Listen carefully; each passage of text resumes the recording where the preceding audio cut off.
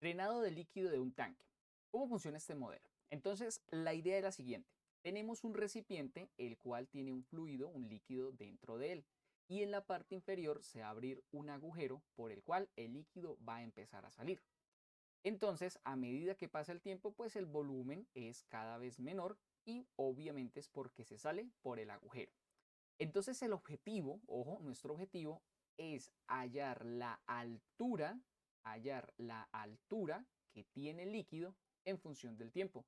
Que podamos decir a medida que pasa el tiempo, pues cuál es la altura que tenemos. Porque es muy importante, dado que con la altura, pues ya podemos, con el tiempo, pues podemos predecir esa altura y la altura nos va a dar también una idea del volumen que queda, ¿no? Esa es la idea de la situación.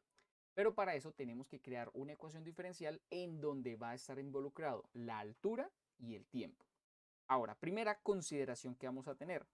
¿Cómo vamos a crear esa ecuación diferencial? Bueno, lo vamos a hacer con algo que se llama ecuación de continuidad. Ecuación de continuidad. ¿Cómo funciona esta ecuación de continuidad? Bueno, la idea por encima es la siguiente. Si nosotros asumimos un tiempo, vamos a tomar un tiempo de algún valor, valor de tiempo. Y decimos, oiga, vamos a decir que ese tiempo, digamos un ejemplo, un minuto, vamos a ver qué pasa en un minuto. Entonces, ¿qué pasa en un minuto? Pues que por aquí va a salir una cantidad de volumen y aquí también pues va a disminuir. Entonces, la cantidad de volumen que salga del recipiente, pues va a ser la misma cantidad de volumen que pierde el recipiente. Es algo muy simple, muy lógico, pero esa es la parte principal para poder crear la ecuación diferencial. Si aquí salen 5 litros, si por este orificio salieron 5 litros, pues aquí dentro del tanque se tienen que haber perdido 5 litros. Es algo supremamente lógico. Entonces, esa es la ecuación de continuidad. Entonces vamos a calcular el volumen que disminuye en cierto tiempo. El volumen 1 vamos a decir que es el volumen que se perdió allá en el recipiente, pues va a ser igual al volumen 2 en el mismo tiempo. ¿Cuál es el volumen 2? El volumen que tuvo que salir aquí en la parte de abajo. Obviamente el volumen 1 y el volumen 2 tienen que ser iguales y además porque el tiempo que estamos analizando es el mismo. Pero resulta que vamos a calcular los volúmenes de dos formas diferentes debido a la forma en la que salen. Veamos, cuando yo analizo la parte superior, cuando yo analizo esta parte superior, yo observo que aquí hay un área que vamos a llamar un área 1.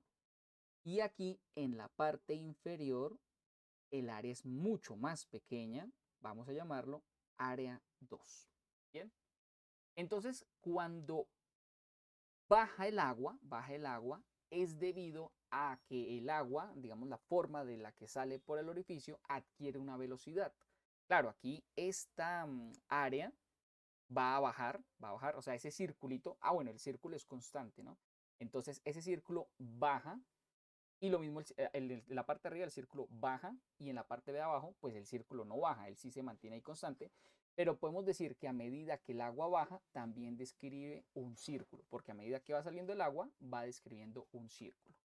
Entonces la lógica es así, aquí hay una velocidad y aquí hay una velocidad. Entonces, ¿qué va a pasar?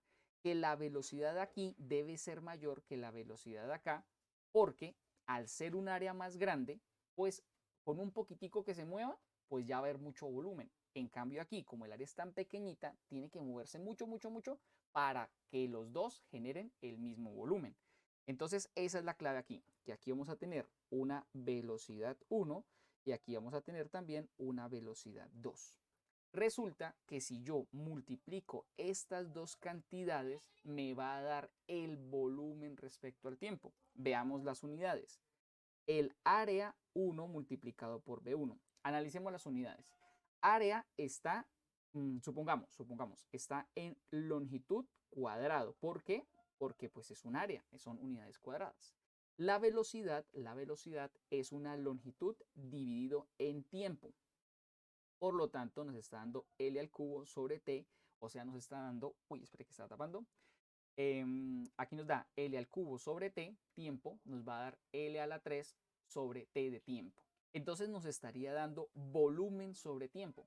Claro, Si nosotros analizamos que esto es una velocidad, él se está desplazando y está creando un cilindro. Si digamos este círculo baja, llega hasta por acá, ¿qué significa? Que todo este cilindro que estoy haciendo de color verde es el volumen que se bajó, que se quitó, que se disminuyó del tanque. ¿Y cómo calculamos ese volumen? Pues tendríamos que multiplicar el área 1 multiplicada por esta longitud. Y esa longitud está dada por el tiempo que se movió. Si la velocidad, por ejemplo, fuera de, no sé, 10 centímetros por minuto, entonces si pasa un minuto, pues aquí se mueve 10 centímetros. Por eso es que se deben multiplicar esas dos cantidades para poder calcular el volumen, porque L al cubo es volumen sobre tiempo, es el volumen que se perdió, porque como bajó, se perdió en ese determinado tiempo. Entonces, esa es la forma de calcular el volumen que se pierde por acá y de la misma forma vamos a hacerlo aquí en la parte de abajo.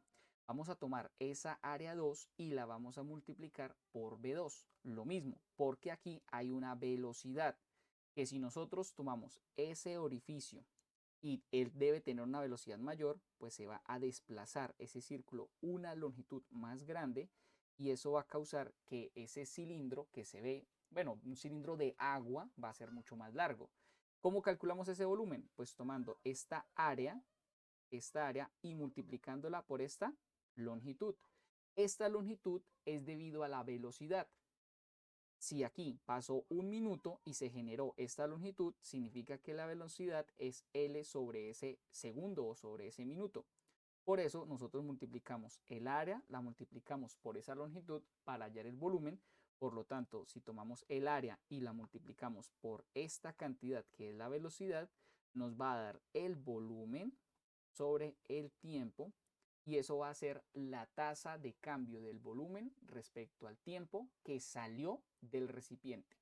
Y claro, lo que salga por la parte de abajo, pues debe ser lo que salió en la parte de arriba. Esa es la famosa ecuación de continuidad. Y entonces aquí diríamos que esto se puede reescribir como área 1 multiplicado por B1 es igual al área 2 multiplicado por B2. Bien, entonces la clave para plantear la ecuación ya está, la lógica, que es el volumen que se disminuye arriba, es el volumen que se salió por el orificio en la parte de abajo. Ahora el detalle está en que a medida que transcurre el tiempo, esta velocidad B1 pues va a ir variando. Y en este caso B2 también va a ir variando, no son valores constantes. Entonces vamos a calcular tanto a B1 como a B2 de forma, digamos, de forma física por situaciones matemáticas que ya les voy a explicar. Entonces, entendida esa primera parte, vamos entonces, primero vamos a calcular la velocidad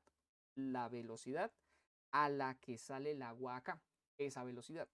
Bueno, resulta que la lógica para calcular, a medida que disminuye, ¿no? O sea, a medida que va bajando, vuelvo y repito, esta velocidad va cambiando. Al inicio, como hay muchísima agua, la velocidad va a ser muy grande. ¿Por qué? Porque uno entiende que al haber tanta agua, pues es como si hiciera muchísima presión a toda esa agua y pues hace que salga a mayor presión. Cuando hay muy poquita agua acá, pues aquí no va a haber tanta presión en ese orificio. Bien, entonces la pregunta es, vuelvo y repito, ¿cómo calculamos esta velocidad V2? Bueno, hay varias formas de hacerlo. La primera forma es debido a la siguiente lógica. Para calcular la velocidad acá, en este lugar, la velocidad, por ejemplo, supongamos una gota. Digamos que una gota sale. ¡Pum! Salió. ¿Cuál será la velocidad de esa gota? Entonces la primera idea es que esa gota pues debió estar de pronto aquí arriba, ¿no? Un ejemplo, si la gota está aquí arriba y ella baja, ¡pum! Y se sale, la pregunta es ¿qué velocidad va a tener acá? La gota que sale acá. Entonces la primera premisa es que la velocidad de esa gota en la parte de abajo, esa velocidad con la que sale esa gota, es la velocidad que debería tener esa gota si se suelta desde la parte donde está el agua, desde arriba, de caída libre. Esa es la primera premisa que se tiene. Vuelvo y repito, la velocidad a la que sale el fluido o una gota por el orificio es la misma velocidad que tiene si la gota se suelta desde donde hay agua inicialmente, se suelta en caída libre. Entonces, la pregunta es cómo podemos determinar la velocidad final acá. porque ese es nuestro interés, nuestra velocidad final. Hay dos formas de hacerlo. Primero, por cinemática, nosotros podemos decir que velocidad final al cuadrado es igual a velocidad inicial al cuadrado más 2 veces la aceleración multiplicado por delta x. Eso es una fórmula de cinemática para los cuerpos cuando tienen solamente aceleración. Y ocurre que aquí esta gota se asume que solo tiene aceleración y en este caso pues la aceleración es debida a la gravedad.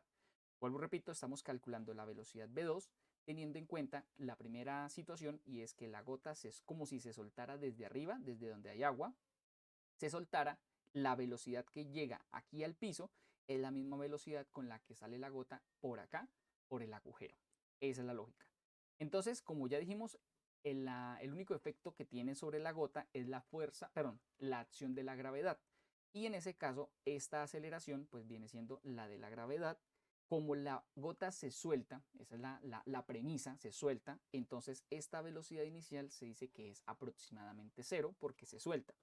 Entonces nos queda velocidad final al cuadrado es igual a 2 veces la aceleración, que vendría siendo la gravedad, y este delta x es el cambio de posición. Podemos observar que de aquí a esta otra situación, pues es una distancia h. Entonces ahí es donde tenemos que ese delta x se convierte en h y por lo tanto la velocidad final es la raíz de 2gh. Y bueno, esta viene siendo la velocidad v2, que va a ser la velocidad acá. Otra forma de hacerlo es, si la gota está en la parte superior, ella tiene energía potencial. Y cuando está en este lugar, toda esa energía potencial se convierte en energía cinética. Entonces podemos decir que la energía potencial se convierte en energía cinética. ¿Cómo se calcula la energía potencial? Es la masa por la gravedad por la altura. ¿Y cómo se calcula la energía cinética? 1/2 de la masa por la velocidad al cuadrado. De cada lado podemos simplificar la masa porque de la parte de arriba a la parte de abajo no pierde masa. Y luego podemos decir que este 2 que está dividiendo pasa a multiplicar, nos queda 2gh igual a b cuadrado. Por lo tanto, la raíz de 2gh es igual a b. Pero esta b, ¿de quién habla? Ah, pues en la parte de arriba no tenemos velocidad, solamente tenemos energía potencial. Y en la parte de abajo, ¿qué tenemos? Ah, pues ya adquiere una velocidad debido a que perdió energía potencial. Y aquí pues podemos decir que esta es la velocidad que a mí me interesa para el modelo, la velocidad en este lugar. Por lo tanto, esta viene siendo la velocidad v2. Entonces, ahí están las dos formas de calcular la velocidad en V2 y bueno, certificamos que las dos nos están dando lo mismo, teniendo presente que uno se hace por cinemática y la otra se hace por energías. Bien, entonces la energía en V2 plenamente identificada. Como nosotros decimos que el área 1 es una constante, que el área 2 también es una constante, porque pues ese agujero que se hace para que salga por ahí el agua, pues no se cambia, es un agujero fijo. Y bueno, esto es un cilindro circular recto, este primer ejemplo, puede ser también una cajita. Entonces esa caja, pues a medida que va bajando, pues la parte del área del agua, la parte de arriba, no cambia. Entonces el área 1 y el área 2 vamos a decir que son constantes. Entonces lo único que me falta es V1. ¿Qué viene siendo V1? Bueno, resulta que este V1 es la velocidad a la que va bajando esta área. ¿Sí? A medida que disminuye el circulito de arriba, la parte del agua arriba, va bajando, va bajando, va bajando, va bajando, va bajando, ella tiene una velocidad. ¿Cómo podemos calcular esa velocidad? Bueno, en realidad no queremos calcularla. ¿Por qué? Resulta que esa área a medida que desciende, es una velocidad. Nosotros ya lo tenemos claro porque esa va bajando, ese círculo va bajando. Él describe una velocidad. Si analizamos lo siguiente, si esto baja, un ejemplo, si este círculo baja 5 centímetros, pregunta, ¿qué le pasó a H? Oiga, disminuyó también 5 centímetros, ¿no? No, que el círculo es un círculo y bajó 10 centímetros. ¿Qué quiere decir entonces que le pasó a H? Que también disminuyó 10 centímetros. Entonces vemos que este círculo, pues claro, está dada por la posición H. Por lo tanto, la velocidad a la que disminuye ese circulito, pues va a ser la misma velocidad a la que cambia H. Entonces podemos decir lo siguiente. Podemos hablar que la velocidad 1 es lo mismo que de H de t. Esa es la lógica, ¿bien? Entonces, esa es la velocidad 1 de h de t. Entonces, a la medida a la que va disminuyendo este círculo, va bajando, es la misma velocidad de la letra h. Ahora, tengamos presente que si este círculo tiene una velocidad v1, ¿cierto? Y se multiplica por esta área, está dando este cilindro de color verde, ¿no? Ya dijimos que si había un movimiento de 10 centímetros en un minuto, pues se crea este cilindro de color verde. Este cilindro de color verde, es lo voy a anotar de hecho con ese color, es el dB de t. Es el dB de t. ¿Sí? Ese es como para decir, digamos, en su totalidad. Pero lo importante es que me entendieron este B1, que este B1 es dH de t. Bien, ese B1 es dH de t. Entonces yo tengo que, aquí lo borré. Aquí tengo que el área 1 multiplicado por B1, que es dH de t, es igual al área 2 multiplicado por la velocidad 2, que es raíz de 2GH. Hasta ahí vamos bien. Y listo, vean que prácticamente la ecuación diferencial ya está creada, porque esta área 1 pasa a dividir y me queda entonces que dH de t es igual al área 2 raíz de 2GH dividido en el área 1. Ahora aquí sí hay que hacer un pequeño análisis porque despejamos dH de t. Resulta que si ustedes observan área 2, área 1, raíz de 2GH, aquí hay un detalle y es que todo esto son números que nos va a dar un resultado numérico, pero lo importante es el signo. Resulta que todo esto va a dar un signo positivo y si pensamos en dH de t, hay dos formas de verlo. Si tomamos h como el 0 aquí en la parte de arriba, pues ese dH de t está bien, no hay ningún problema porque sería un valor positivo. Pero es que el h nosotros no lo medimos desde la parte de arriba, sino que lo medimos desde la parte de abajo. O sea, aquí está el 0. ¿Por qué es importante saber que aquí está el 0? Porque así interpretamos que la altura a medida que pasa el tiempo pues está disminuyendo. Y eso implica que esta expresión debe ser un valor negativo, o sea, la derivada debe ser negativo porque la cantidad h está disminuyendo. Entonces, si algo disminuye, la función disminuye, su derivada debe ser negativa. Entonces aquí decimos, claro, en este caso la función h, que debe ser una función continua, diferenciable y lo demás, pues a medida que pasa el tiempo ella va disminuyendo. Entonces podemos agregar, tenemos que decir que este dH de t aquí debe ir un signo menos. Entonces hasta aquí, hasta el momento, observen que la ecuación de continuidad es la que nos permite realizar toda la interpretación para crear la ecuación diferencial para la variación de altura respecto al tiempo. Consideraciones. El área 2 es un área fija debido al orificio, pero ojo con esta parte, el área 1, vean la ecuación, puede ser variable, o sea que el recipiente no necesariamente necesita ser cilíndrico con un área fija, sino que podemos tener una situación un poco diferente que por ejemplo puede ser un cono. Podemos tener un cono que el líquido se está saliendo por la parte inferior y pues esa área va cambiando, de hecho va disminuyendo a medida que pasa el tiempo. Entonces esta A1 que corresponde al área superior donde está el líquido, esa área puede ser variable. Entonces A1, debido a la forma de la ecuación, pues puede ser variable, ¿sí? Entonces aquí lo importante es saber qué es cada cosa. Entonces la H es la altura del líquido en el recipiente, ¿no? Siguiente, G corresponde a la gravedad. Para tener presente, las unidades de gravedad es 9.8 metros sobre segundo cuadrado en sistema internacional o de 32 10 sobre segundo cuadrado en europeo. Tenemos que el área 2 hace referencia a quién? Al área del agua. De hecho, se le hace un pequeño subíndice, agua, water en inglés, entonces también a sub 2 se le denota, se le hace lo siguiente, se escribe a sub w por agua en inglés, raíz de 2 pH, y de igual forma Área 2, no mentiras, me equivoqué. Área del agujero. El área 2 no es el área del agua, es el área del agujero. Aquí tengo un pequeño error. Aquí es agujero. Y agujero en inglés se llama hole, es con la letra H. Entonces es A sub H y A sub 1, este sí es el área del agua. Y este es A sub W, por lo que ya acabo de explicar, de que es el área del agua.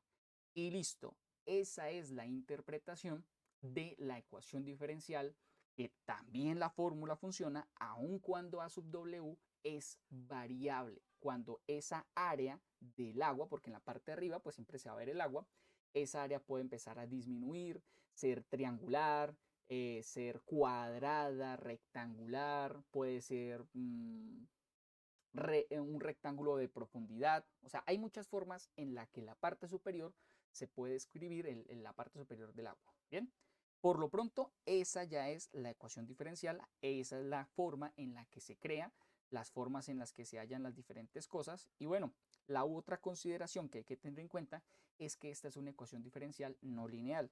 Una ecuación diferencial no lineal debido a que la variable dependiente h está aquí dentro de la raíz. Eso es una situación que usualmente A sub W, el área del agua, a veces depende de la altura. Por ejemplo, lo que acabé de hacer del cono. Si está muy alta el agua, ¿qué va a pasar? Que esa agua pues va a tener un área. Si el agua tiene una altura menor, por ejemplo hasta acá, pues esa altura va a ser menor. O sea que el área del agua depende de la altura, para que lo tengamos muy presente por ese lado. ¿Y qué más aquí no hace falta? Bueno, usualmente, no siempre, pero sí, usualmente podemos decir que es una ecuación diferencial separable, separable, ¿sí? Para también tener en cuenta por qué método se resolvería. Y también la condición inicial para resolver el modelo es que para un tiempo t igual a t sub 0, normalmente es t igual a 0, pues tenemos una altura h igual a h sub 0. Y listo, esa será toda la presentación para el modelo de drenado de agua a través de un tanque, y esta es la fórmula para el modelo, la famosa ecuación diferencial del modelo de drenado.